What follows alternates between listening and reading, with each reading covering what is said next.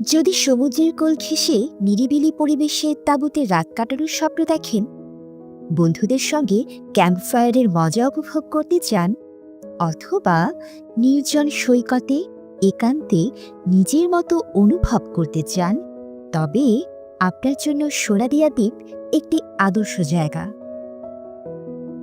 ঝাউবনে ঘেরা এই দ্বীপের সৈকতে চোখ জোড়ানো ঢেউয়ের খেলা, বালুকাময় তীরে ঝিনুক ও মুক্তোর মেলা, জেলেদের ব্যস্ততা, লবণের মাঠের নকশি কাঁথা, সকালের সূর্যোদয় আর বিকেলের অপরূপ সূর্যাস্ত, সবকিছু মিলিয়ে সোনাদিয়ার প্রতিটি কোণে ছড়িয়ে আছে মুগ্ধতা। এখানে ক্যাম্পিং করে রাত কাটানো হতে পারে আপনার জীবনের অন্যতম সেরা অভিজ্ঞতা। ভ্রমণ গাইডের আজকের পর্বে থাকছে অপূর্ব সুন্দর সোনাদিয়া দ্বীপ ভ্রমণের সব তথ্য, যাওয়ার উপায়, ক্যাম্পিং কোথায় ও কিভাবে করবেন, খরচ এবং প্রয়োজনীয় টিপস। পুরো ভিডিও দেখলে দ্বীপের সৌন্দর্য উপভোগ করার সঙ্গে সঙ্গে পাবেন ভ্রমণের সব দরকারি তথ্য।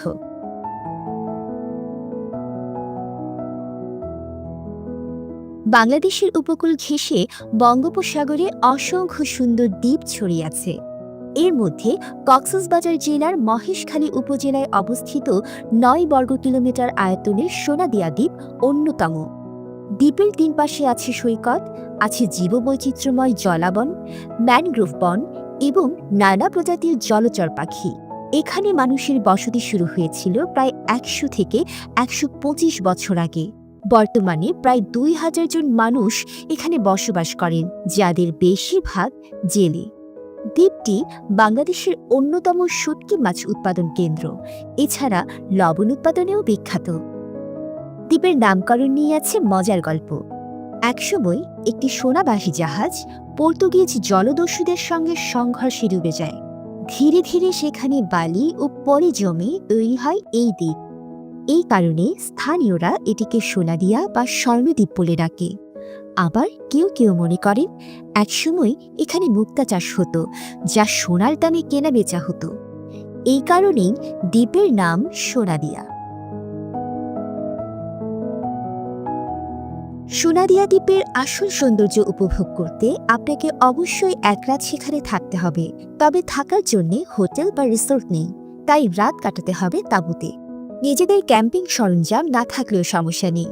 স্থানীয় অনেক ক্যাম্প সাইটে রাতে থাকার জন্য তাঁবু, ৩ বেলা খাবার, ওয়াশরুম ও অন্যান্য সুবিধা সহ জনপ্রতি ১,০০০ থেকে ২,০০০ টাকায় প্যাকেজ পাওয়া যায়। সোনাদিয়া দ্বীপের পূর্ব সৈকত এবং পশ্চিম সৈকত, এই দুই জায়গা ক্যাম্পিং করার জন্য উপযুক্ত। দুই সৈকতের মধ্যকার দূরত্ব প্রায় ৩ থেকে ৪ কিলোমিটার, তবে বেশিরভাগ ক্যাম্প সাইটের অবস্থান পশ্চিম সৈকতেই। জনপ্রিয় ক্যাম্প সাইটের মধ্যে আছে পূর্ব সৈকতের সোনাদিয়া ক্যাম্প ফায়ার রিসোর্ট, পশ্চিম সৈকতে অবস্থিত sandy hill beach resort, ocean bridge, Sonadia glampers hut সহ আরও কিছু ক্যাম্প সাইট। সোনাদিয়ার সকল ক্যাম্প সাইটগুলোর যোগাযোগ নাম্বার ভিডিওর ডেসক্রিপশনে দেওয়া আছে। নিজেদের তাঁবু নিয়ে ক্যাম্পিং করার সুযোগও আছে, তবে এই জন্যে কক্সবাজার বা মহেশখালী থেকে আগেই প্রয়োজনীয় বাজার করে নিতে হবে।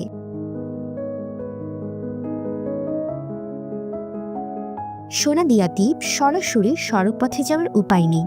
কক্সবাজার থেকে ট্রলার বা স্পিডবোট রিজার্ভ করে সোনাদিয়া যাওয়া যায়, অথবা প্রথমে কক্সবাজার থেকে নদীপথে মহেশখালী উপজেলা গিয়ে সেখান থেকে সড়ক পথে ঘটিভাঙা ঘাট হয়ে ট্রলারে সোনাদিয়া যাওয়া যায়। এছাড়া কক্সবাজারের চকরিয়া থেকে সড়ক পথে মহেশখালীর ঘটিভাঙা হয়ে ট্রলারে সোনাদিয়া দ্বীপ যাওয়া যায়। তাই দেশের যে প্রান্ত থেকেই সোনাদিয়া দ্বীপ যেতে চান, কক্সবাজার অথবা চকরিয়া চলে আসতে হবে প্রথমে। কক্সবাজার থেকে সোনাদিয়ায় যাওয়ার সবচেয়ে সহজ পথ হল সরাসরি রিজার্ভ ট্রলার বা স্পিড বোটে যাওয়া। কক্সবাজারের যে কোনো জায়গা থেকে অটো রিকশায় নাজিরার টেক ঘাট অথবা ৬ নম্বর ঘাটে যেতে হবে। ঘাট থেকে লাইফ বোট বা স্পিড বোট ভাড়া করা যায়। লাইফ বোটে ৩০ জন, স্পিড বোটে ১০ জন যাওয়া যায়। লাইফ বোটে সোনাদিয়া যাওয়া ও আসার জন্য রিজার্ভ ভাড়া লাগবে প্রায় ৪,০০০ থেকে ৬,০০০ টাকা। স্পিড বোটের রিজার্ভ ভাড়া প্রায় ৬,০০০ থেকে ৭,০০০ টাকা। যদি বাজেট সমস্যা না থাকে এবং কম সময়ে যাওয়া আসা করতে চান, তবে স্পিড বোটই ভালো অপশন। সোনাদিয়ার কোন প্রান্তে নামবেন তার উপর নির্ভর করে সময় লাগবে প্রায় 40 মিনিট থেকে 1 ঘন্টা। কক্সবাজার থেকে কম খরচে সোনাদিয়া যেতে চাইলে লোকাল পথে একটু ঘুরে যেতে হবে। কক্সবাজার 6 নম্বর ঘাট থেকে লোকাল স্পিড দিয়ে মহেশখালী ঘাটে যেতে হবে। ভাড়া জনপ্রতি 90 থেকে 100 টাকা। সময় লাগবে প্রায় 15 মিনিট। স্পিড বোটের মহেশখালী চ্যানেল ও বাঁকখালী নদী পাড়ি দেবার যাত্রাটুকু বেশ রোমাঞ্চকর।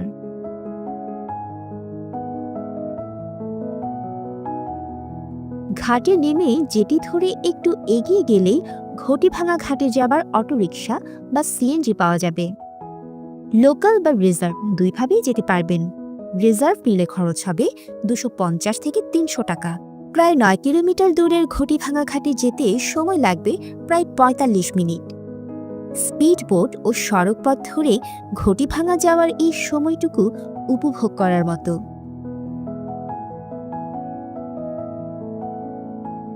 ঘটিভাঙা ঘাটে সোনাদিয়া পূর্বপাড়া বা পশ্চিমপাড়া যাওয়ার একটি বা দুইটি লোকাল ট্রলার থাকে।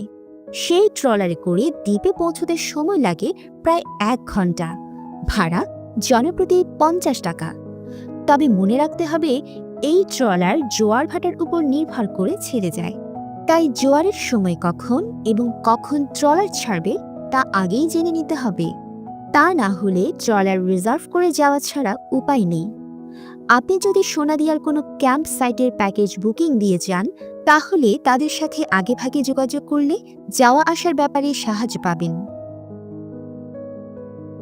ঘটিভাঙা থেকে খাল ধরে সোনাদিয়া যাবার পথটাও কম রোমাঞ্চকর নয়। খালের দুপাশের দৃশ্য মনে প্রশান্তি দিবে। যাত্রাপথে ম্যানগ্রোভ বন দেখে কিছুটা বিভ্রম হতেই পারে। মনে হবে আপনি যেন সুন্দরবনের পথ ধরে এগোচ্ছেন। ক্যানেল ক্রুজিংয়ের মজা পাবেন এই পথে।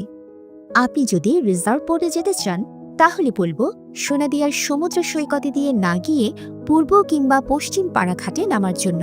তা না হলে খালের ভেতর দিয়ে এই ম্যানগ্রোভ বনের সৌন্দর্য দেখা থেকে বঞ্চিত হবেন।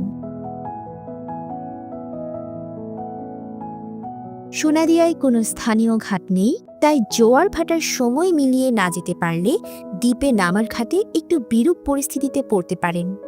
ভাটার সময় হয়ে গেলে আপনাকে নামতে হতে পারে কাদা পানিতে। ঘাটে নেমে মিনিট 20 হাঁটলেই পৌঁছে যাবেন আপনার ক্যাম্প সাইটে। সব কষ্ট শেষে সোনাদিয়া পৌঁছেই আপনার মন ভালো হয়ে যাবে।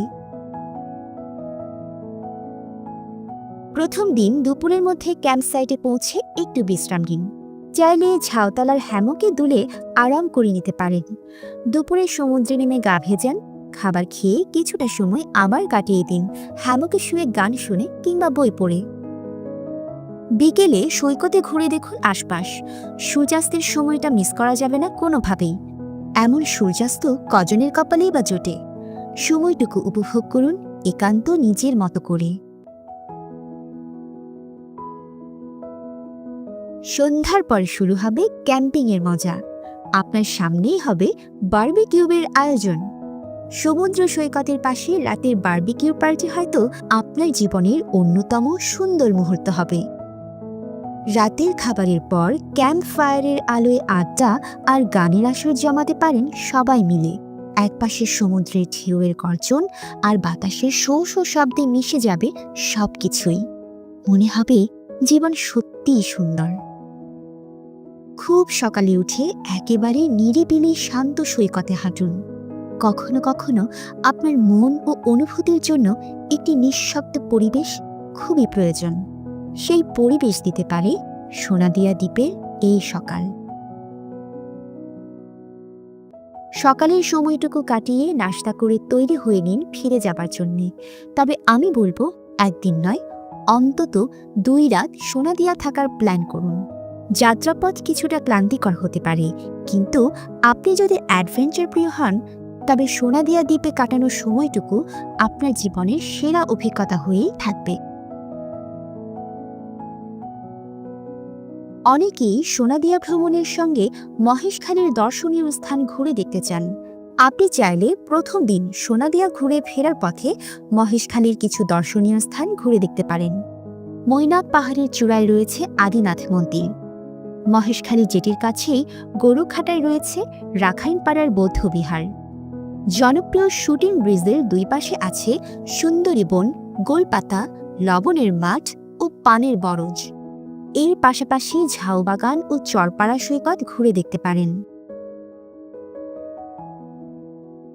সোনাদিয়া দ্বীপ ভ্রমণের জন্য যে কোনো সময় যেতে পারবেন, তবে সবদিক বিবেচনায় শীতকালের সময়টা ক্যাম্পিং করার জন্য আদর্শ।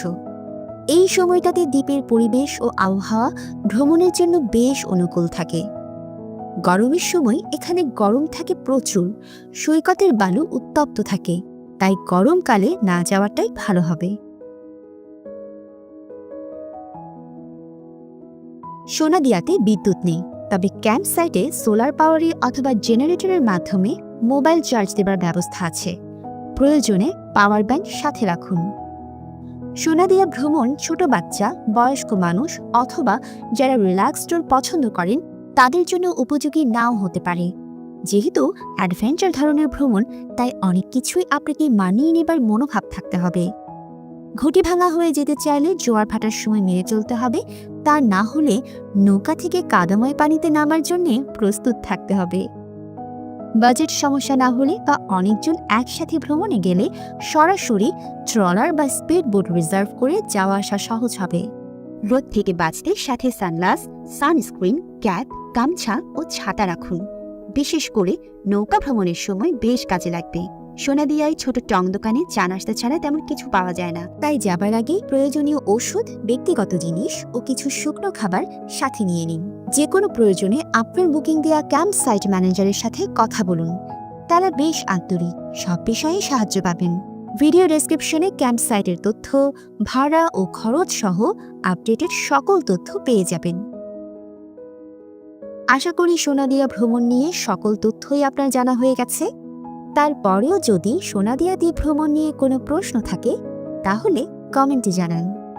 ভিডিওটি ভালো লেগে থাকলে শেয়ার করুন বন্ধুদের সাথে, আর আমাদের ভ্রমণ গাইড চ্যানেলটি সাবস্ক্রাইব করা না থাকলে ঝটপট করে ফেলুন।